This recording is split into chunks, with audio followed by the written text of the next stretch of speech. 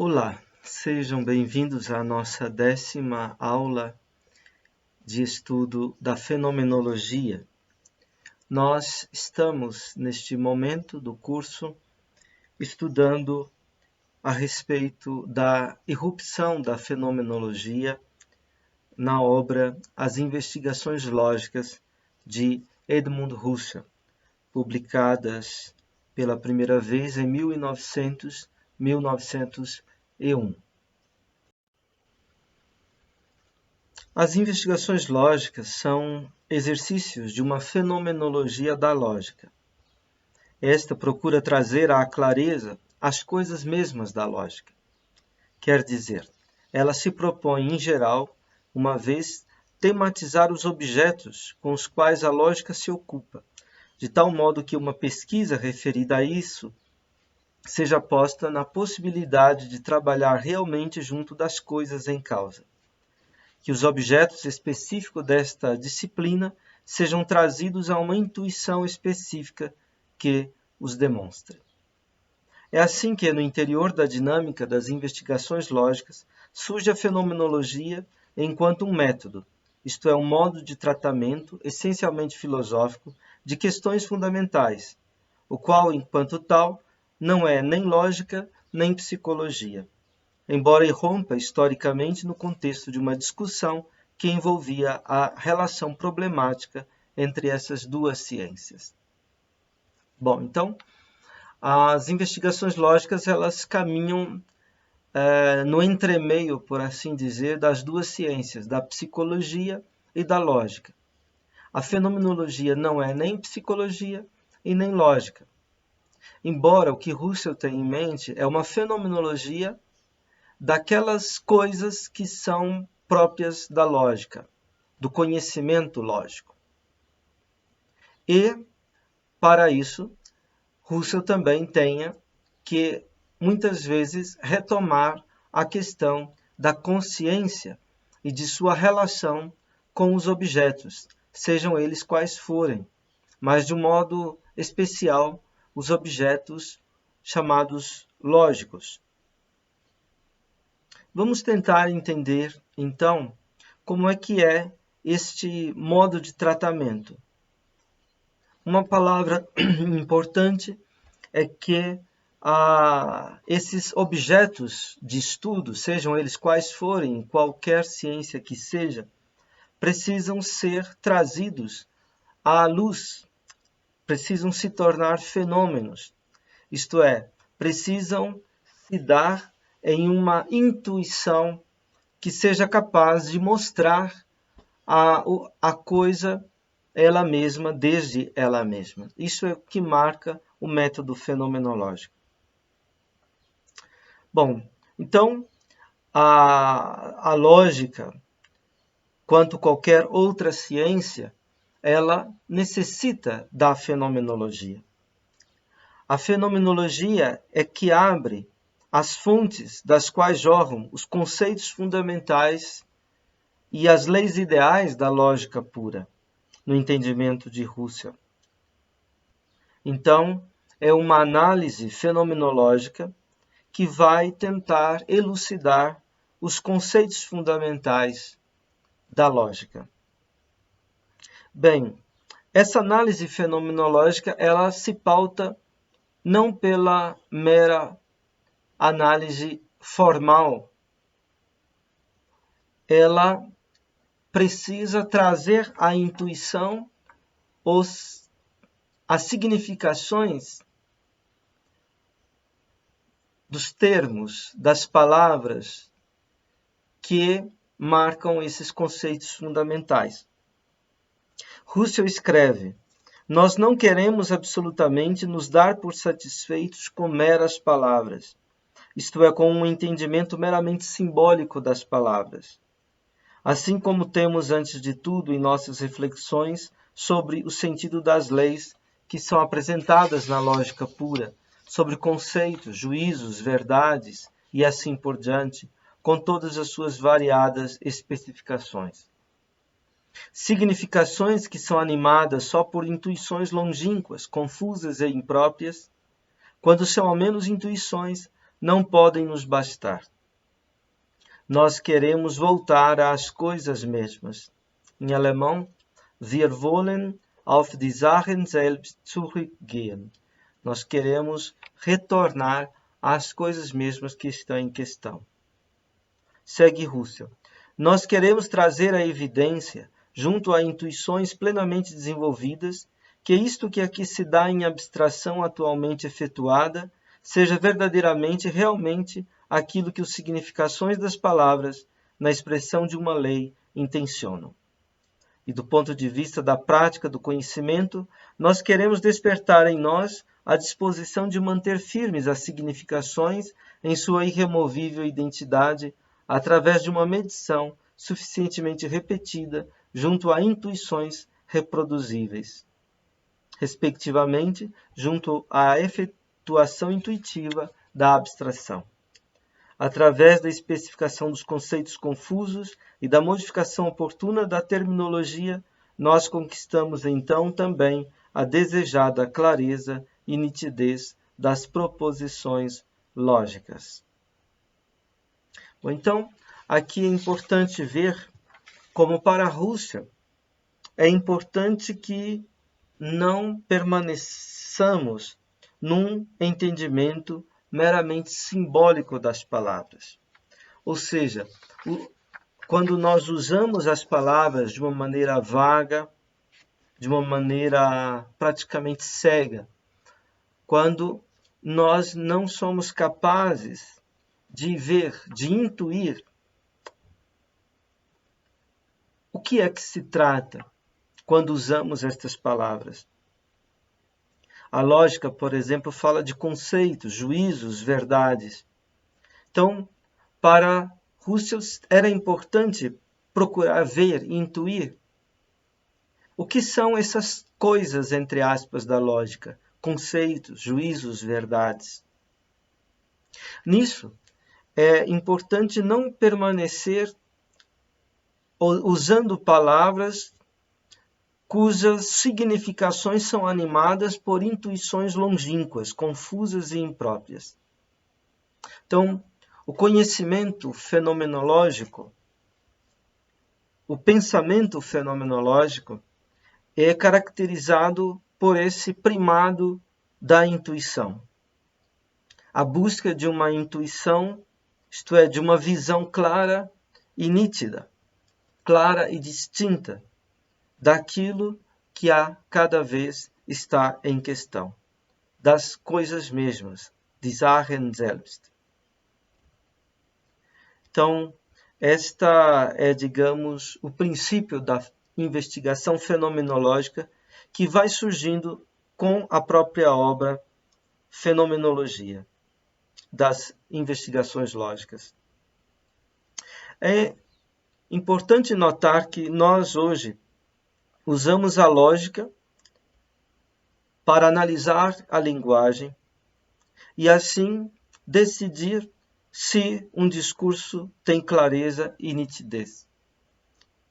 Russell, porém, não encontrava clareza e nitidez nos próprios conceitos fundamentais da lógica e não estava satisfeito com este estado de coisas, com esta situação.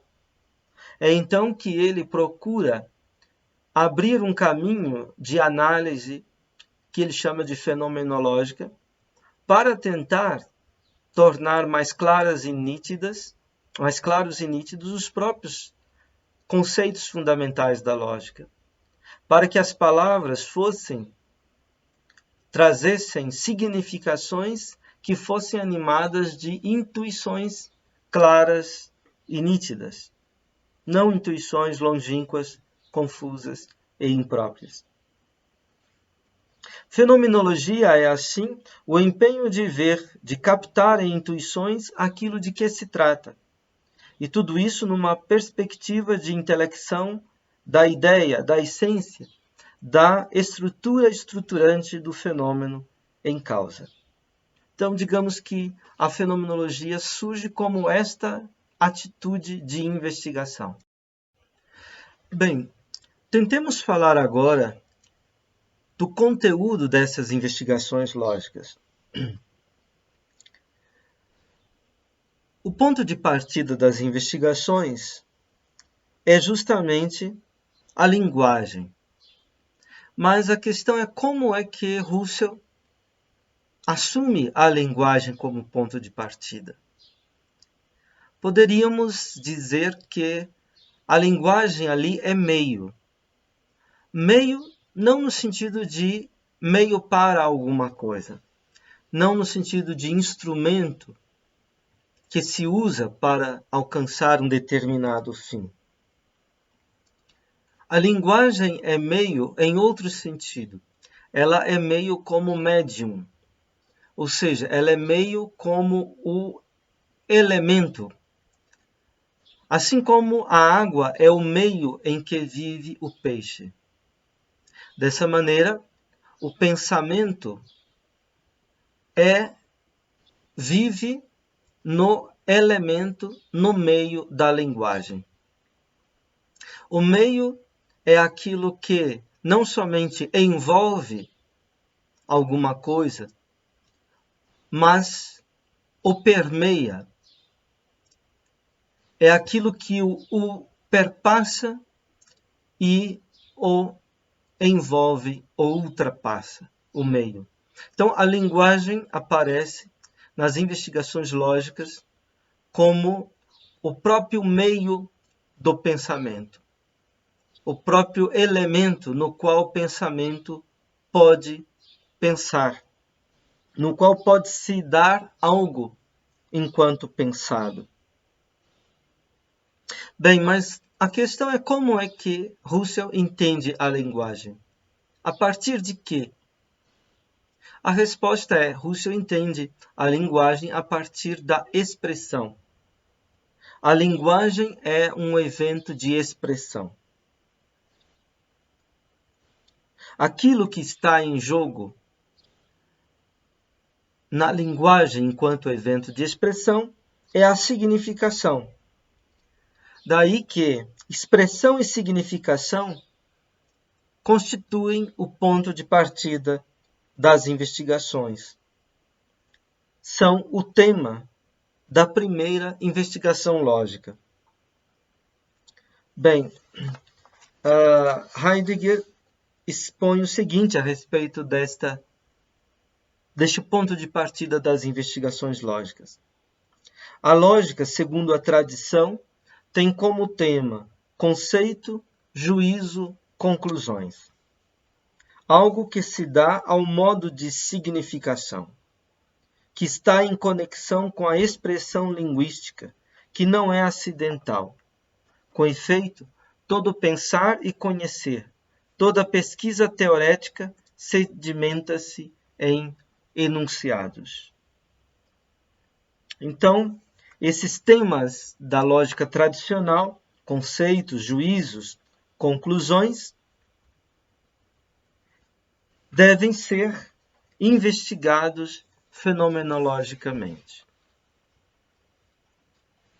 E é importante perceber que esses temas têm, esses objetos ou coisas, entre aspas, da lógica, têm o caráter de serem portadores de significação.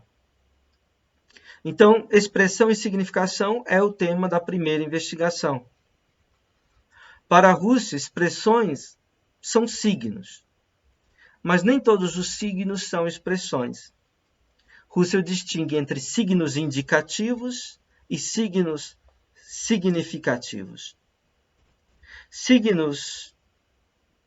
Então, expressões são unidades de signos e designados, ou se quisermos, de sinais e assinalados de espécie bem peculiar.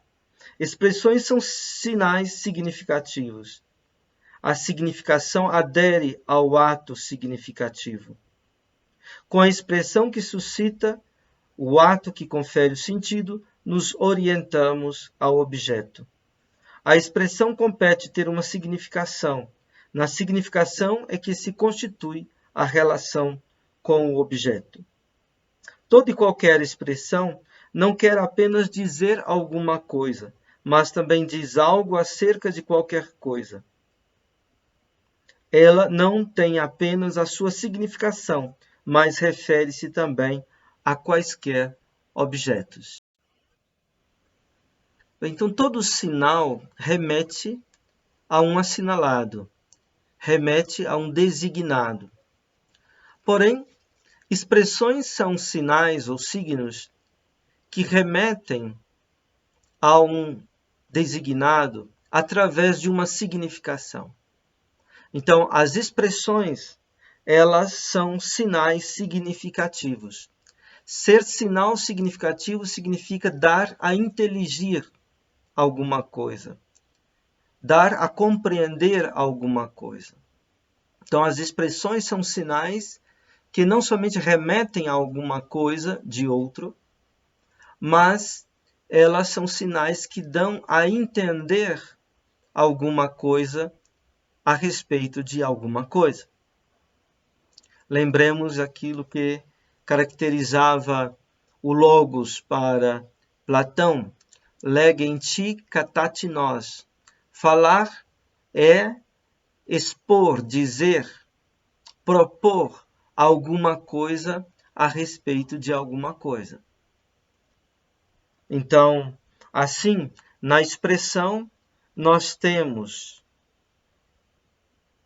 tanto a significação quanto a referência para com um objeto.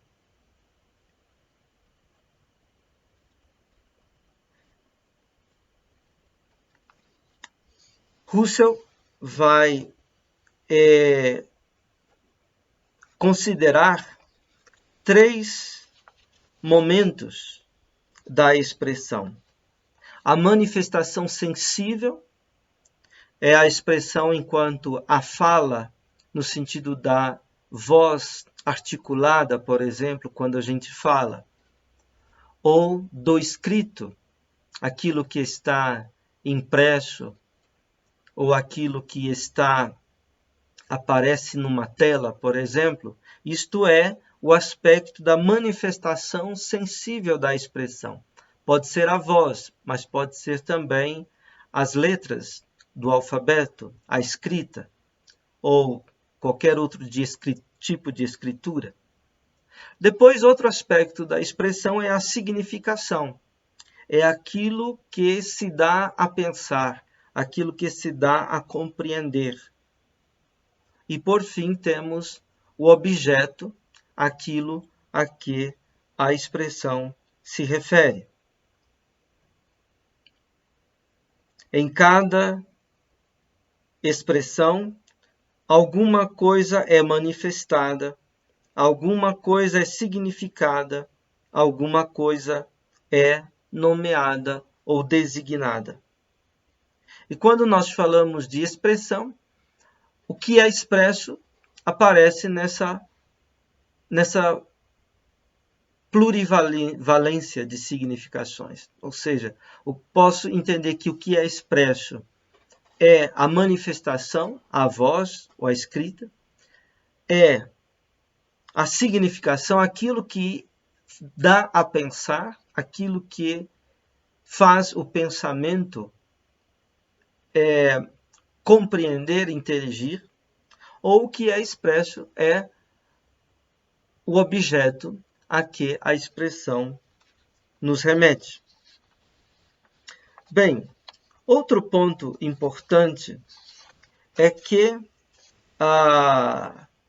nós temos na linguagem e no pensamento a expressão, o ato doador de sentido e o ato preenchedor de sentido. Ou seja, a expressão enquanto uma manifestação fônica ou escrita, ela somente é viva na medida em que há um ato doador de sentido a ela. Esse ato doador de sentido se dá como ato da consciência, né? A consciência doa sentido a uma expressão enquanto uma manifestação. Ela confere um sentido e permite que a expressão, enquanto manifestação, tenha uma significação. E além do ato da expressão e do ato doador de sentido, Russell fala também do ato preenchedor de sentido. Por exemplo, se eu digo a janela do quarto está aberta, isto é uma expressão que tem uma significação, tem um sentido, remete a alguma coisa. Porém, esta expressão é vazia na medida em que eu não tenho a evidência de que isto que está sendo dito é assim como está sendo dito. Quando eu, digamos, me viro para a janela do quarto e eu constato, observo, capto, através da minha percepção, através da intuição que essa percepção oferece, quando eu capto esse estado de coisas e confirmo de que é assim como está sendo dito por aquela expressão, a janela do quarto está aberta, assim, quando há essa confirmação, então acontece um preenchimento do sentido da expressão. Né? O sentido já não é mais vazio, né? Mas ele está pleno, ele se cumpriu. Então, o que oferece o preenchimento de sentido a uma expressão é a evidência. Mas a evidência, ela se dá sobretudo através da intuição. E a intuição mais pregnante é a da percepção. Então, temos aí uma concatenação de fenômenos importantes. Isto é, expressão, doação de sentido, preenchimento de sentido, através da confirmação, da evidência que nos oferece a intuição. E dentre as várias formas de intuição, a intuição da percepção é aquela que é mais pregnante.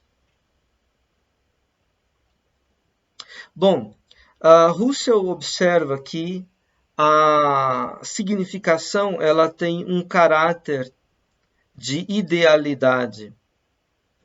Nós temos os atos significativos que se relacionam com as significações. Mas o que é uma significação? Uma significação não é nada de real. Não é nenhuma coisa que está posta no real, na realidade.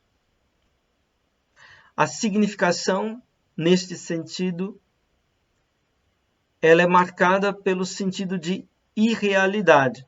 Mas essa irrealidade, positivamente falando, tem o caráter de idealidade. Então, as significações, elas têm um modo de ser da idealidade.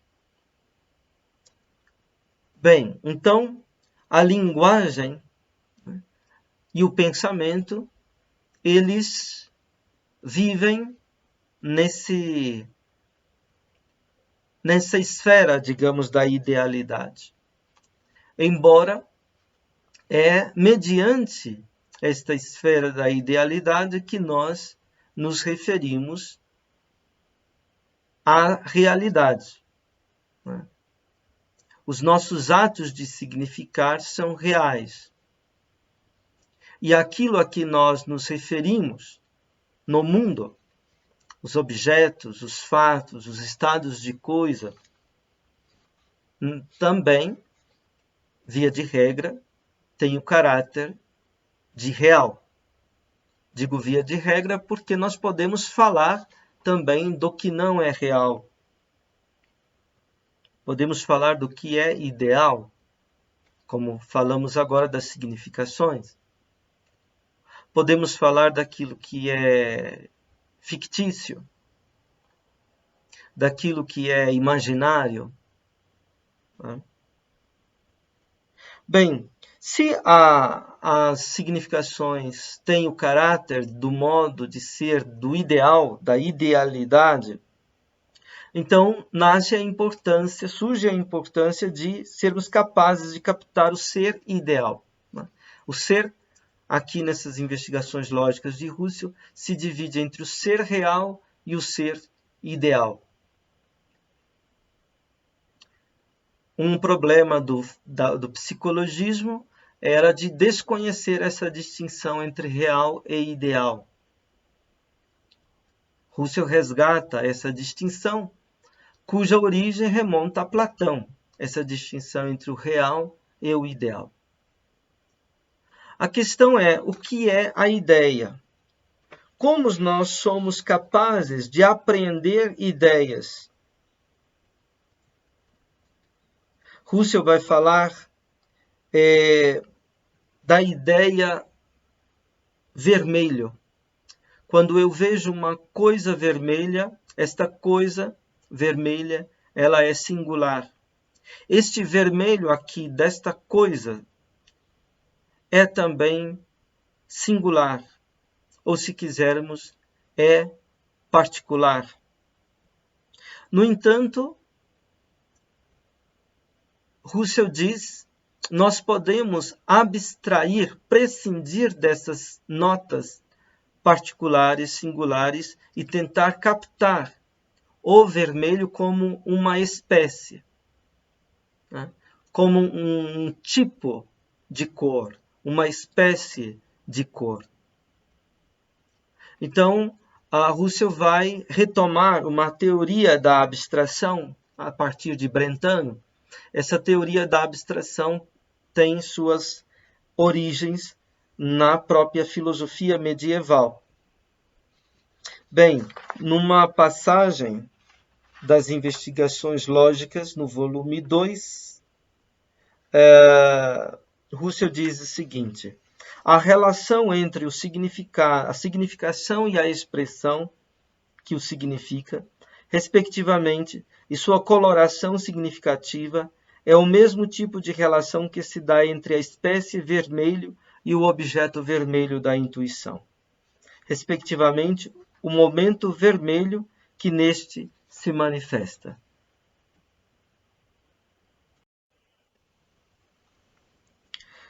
Na medida em que nós visamos o vermelho in specie, em espécie, se nos manifesta um objeto vermelho.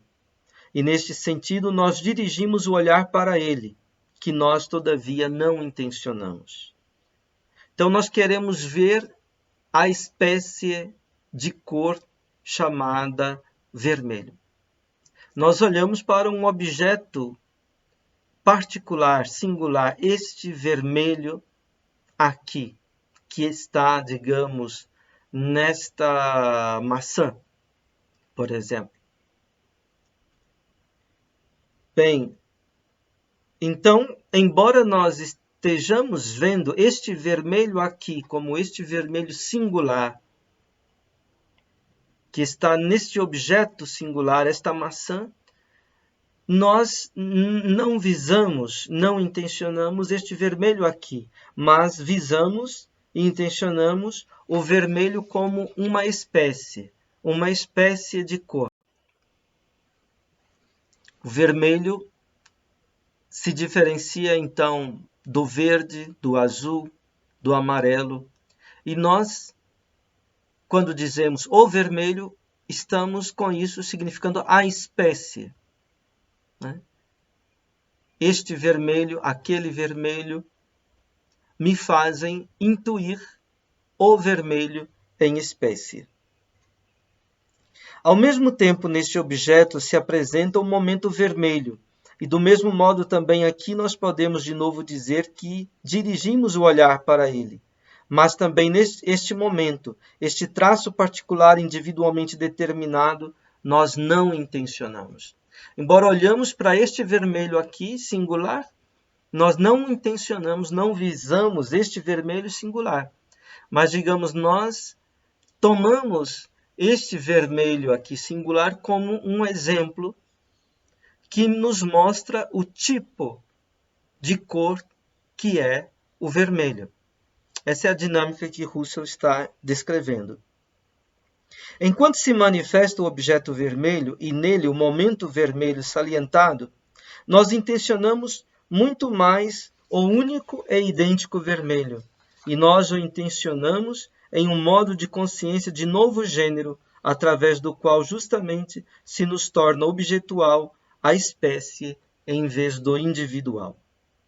Ou seja, digamos, eu vejo uma maçã vermelha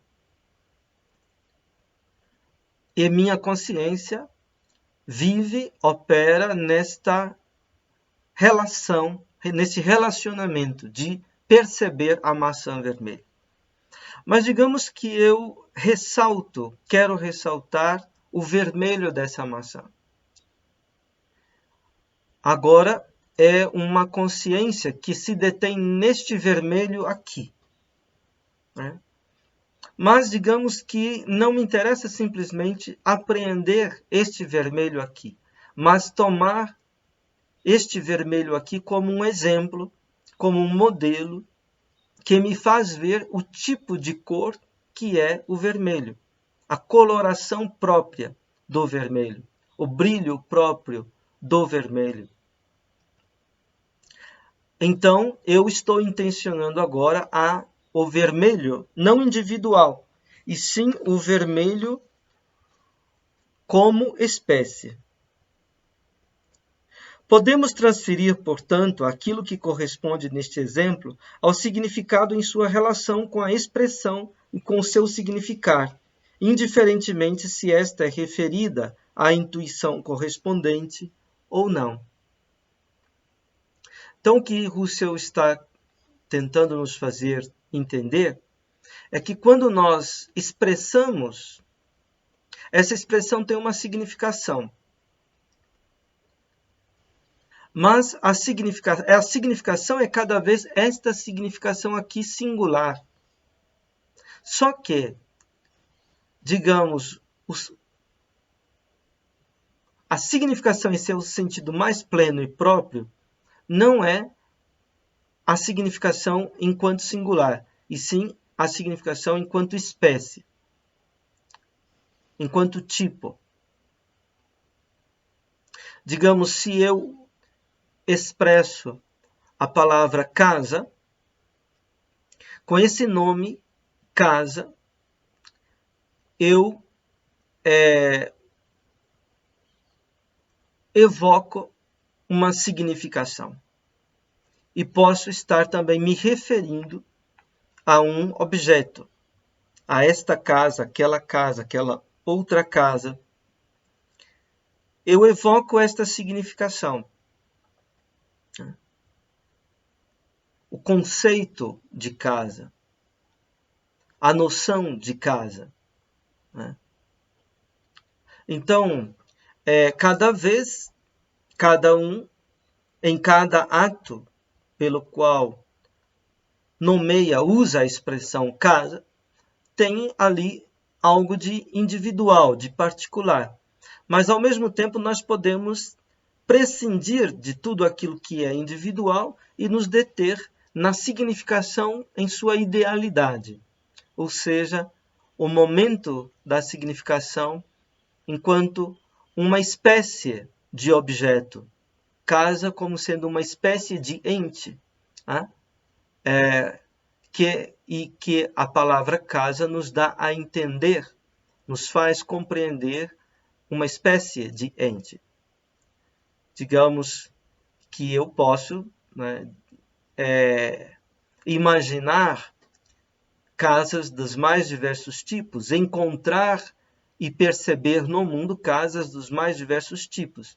Mas, digamos, todos os tipos de casa terão aquele aspecto ideal, né, de uma casa.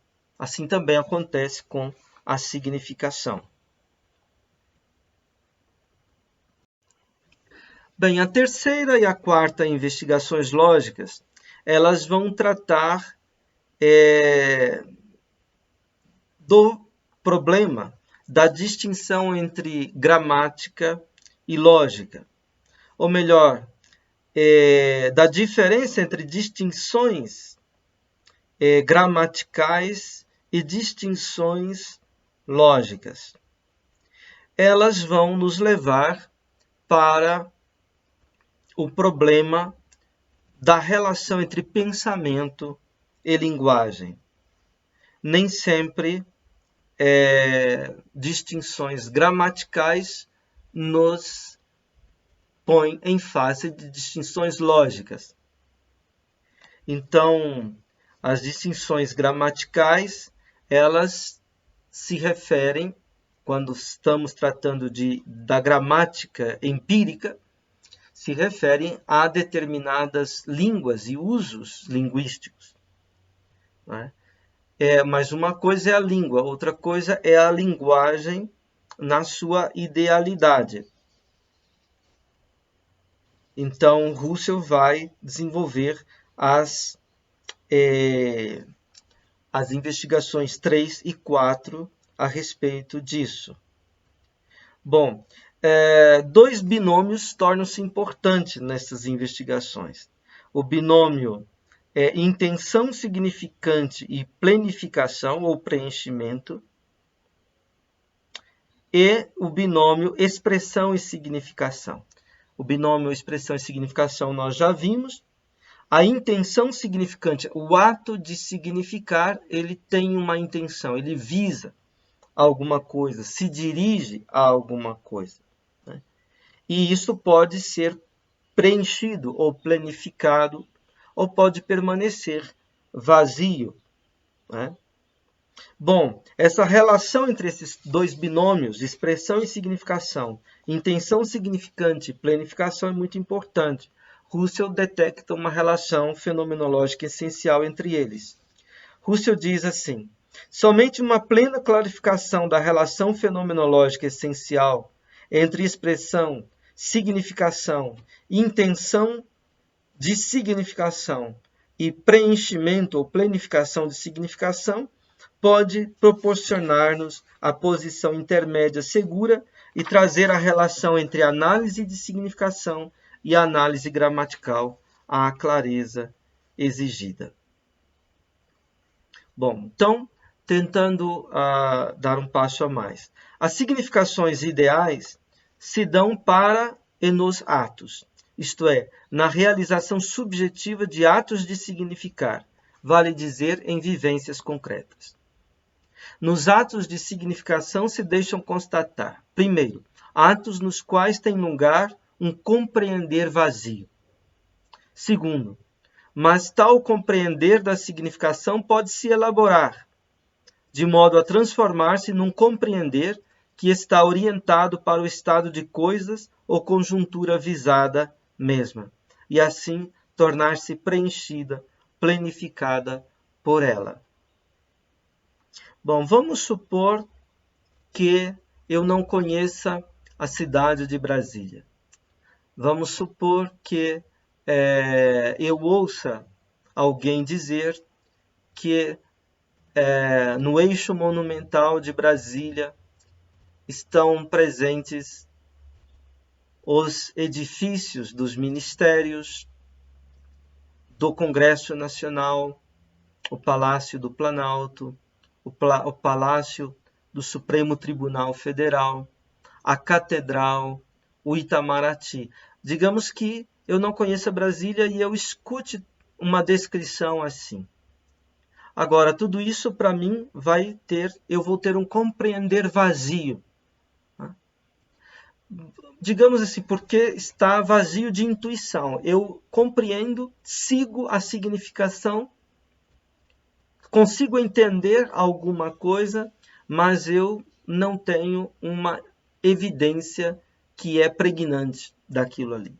Agora vamos supor que eu vá até a internet e eu veja ali, num site qualquer, imagens né, do eixo monumental de Brasília, e eu identifique cada um desses lugares mencionados, desses edifícios, lugares mencionados, eu identifique cada um deles através das imagens que eu acesso pela internet.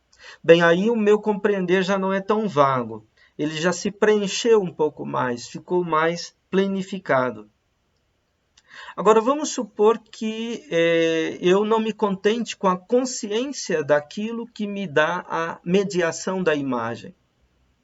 Vamos supor que eu vá até Brasília, que eu visite Brasília, faça um passeio pelo eixo monumental de Brasília e eu visite esses edifícios, esses lugares e veja, sinta o ambiente desses lugares. Então, aí eu tenho um preenchimento maior.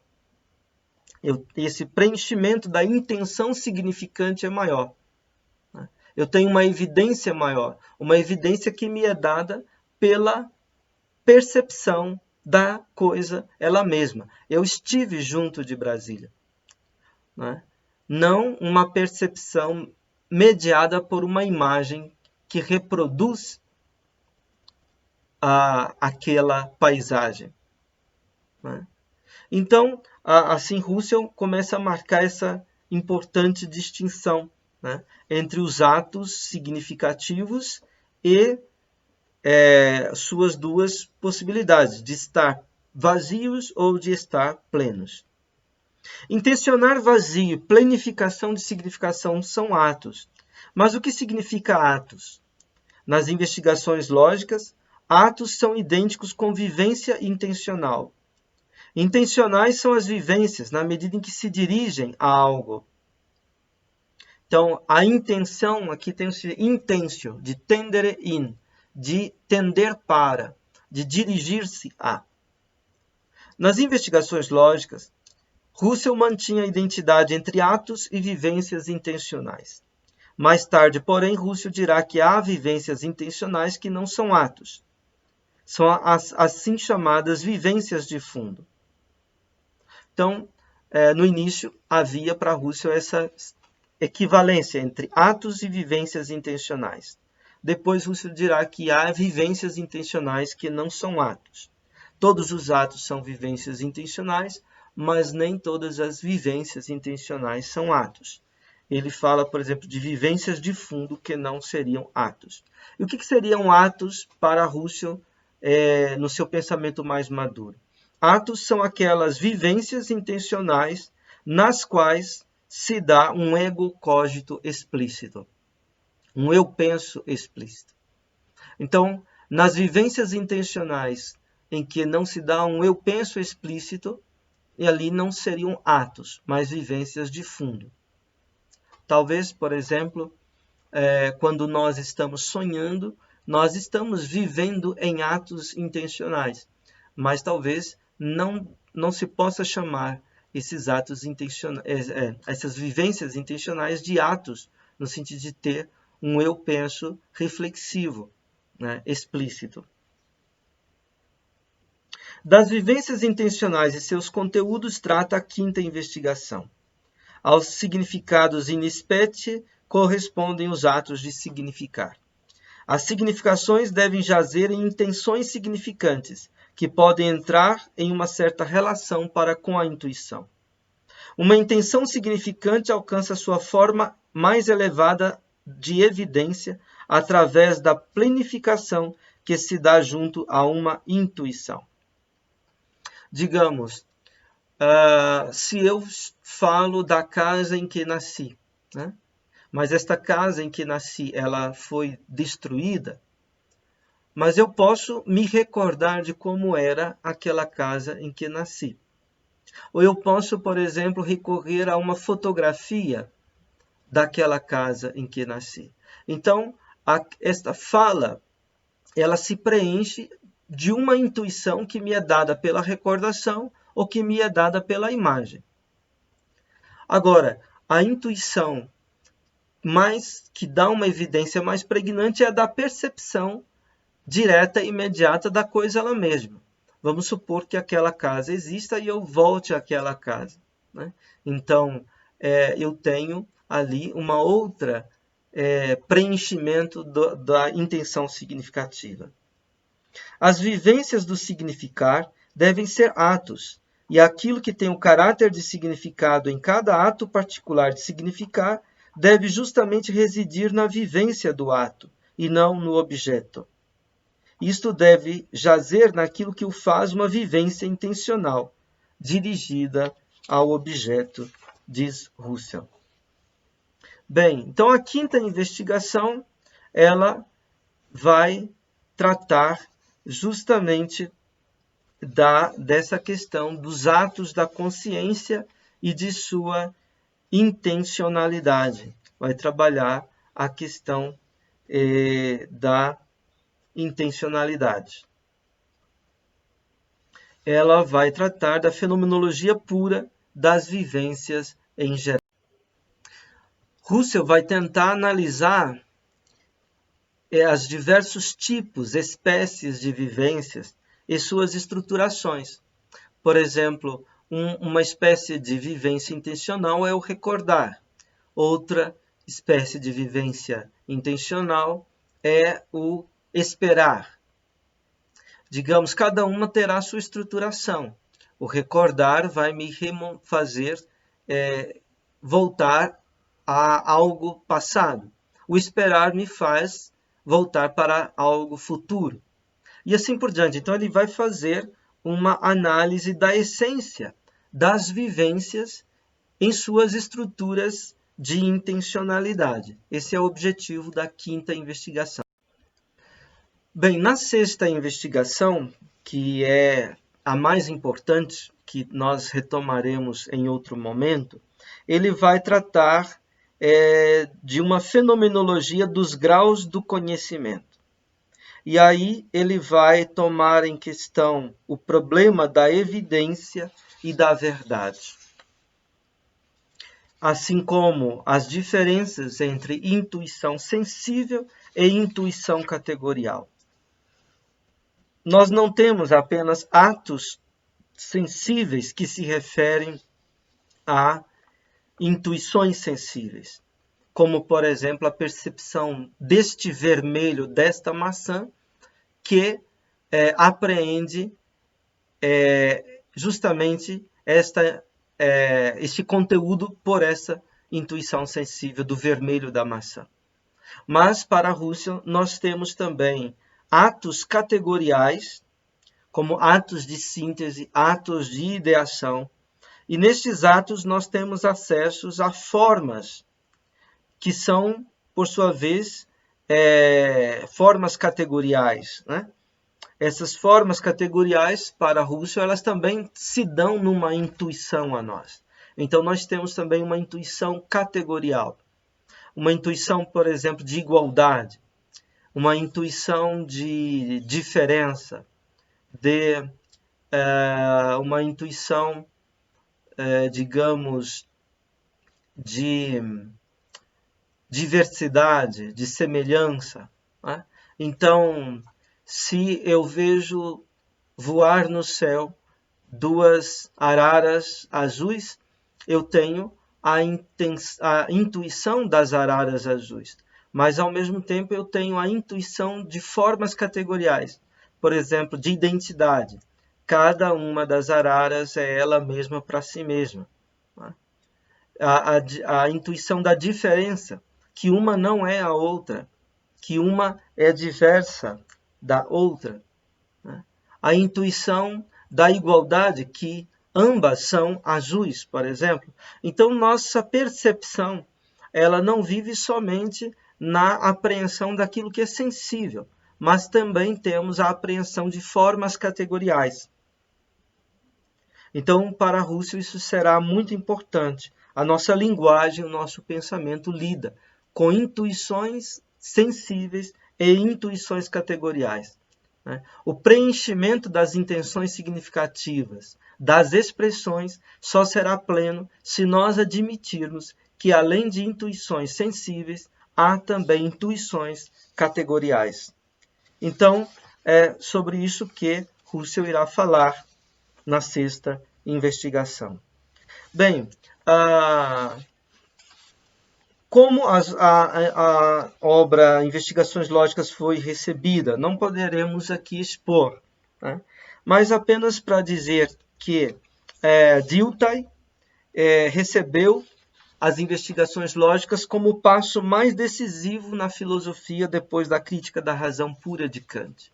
E entendeu que em Husserl havia uma nova crítica da razão teorética, científica, que até então não havia alcançado um nível satisfatório como esta crítica da razão empreendida por Husserl. Nathorpe, ao invés, saudou a polêmica de Husserl com o psicologismo, como Nathorpe também era antipsicologista, neocantiano, né? Mas Nathorpe achou que tudo que Husserl trazia na segunda parte da obra, nas 6 investigações, não trazia grande novidade em relação àquilo que os neocantianos já ensinavam. E ainda acusava Husserl de recair no psicologismo que ele tinha combatido anteriormente. Bem, o próprio Husserl deu asas a esta objeção quando, em 1901, na introdução do segundo volume, ele caracterizava a fenomenologia como uma psicologia descritiva. Mas, já em 1903, Husserl, num de seus artigos para a revista Arquivo para a Filosofia Sistemática, Husserl se retrata e procura mostrar que a análise fenomenológica das vivências não só não tem a ver com a psicologia descritiva, mas ela é exatamente o oposto da descrição psicológica efetuada com base na percepção interior, né? Então não se tratava de descrever fatos com base na percepção interior, como um certo ramo da psicologia do momento propunha. Não se trata de descrição de atos, vivências, de pessoas empíricas. Se tratava, antes de tudo, de descrições de essências, de estruturações de vivências intencionais. Bem, isso vai nos levar ao problema da relação entre a fenomenologia e a psicologia, que nós iremos retomar depois. Muito obrigado pela sua atenção e pela sua paciência. E até a próxima.